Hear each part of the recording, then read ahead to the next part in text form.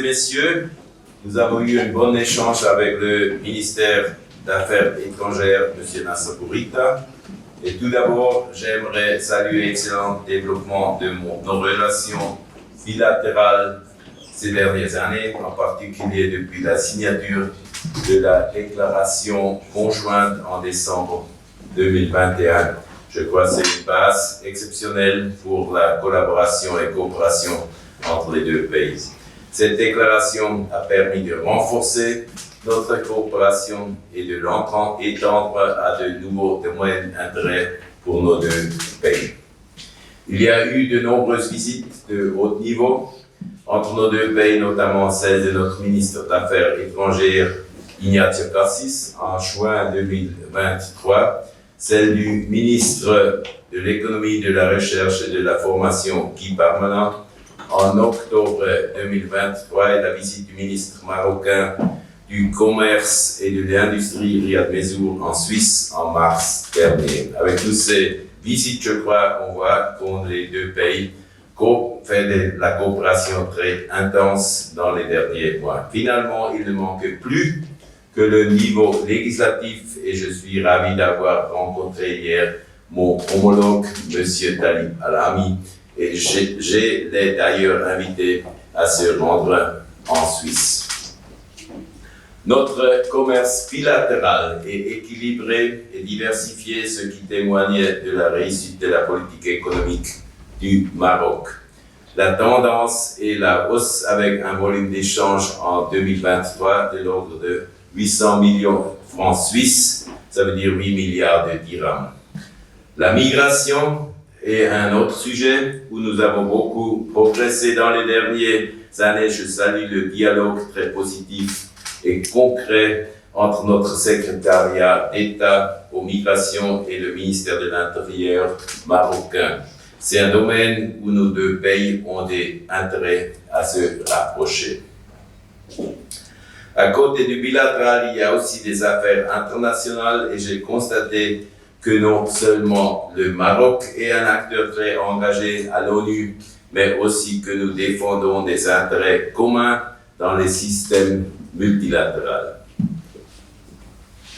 On a aussi discuté sur des questions nationales et je souhaite retirer la position suisse. La Suisse soutient les efforts des Nations Unies et le travail de l'envoyé spécial du secrétariat général de l'ONU, Staffan de Mistura, pour aboutir à une solution politique juste, durable et mutuellement acceptable, en accord avec le droit international et les résolutions pertinentes du Conseil de sécurité.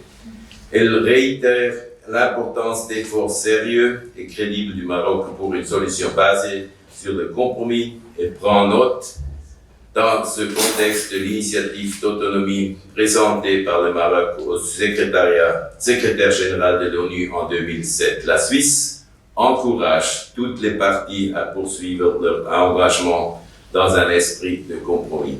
Et on a vraiment eu un échange très ouvert sur cette question.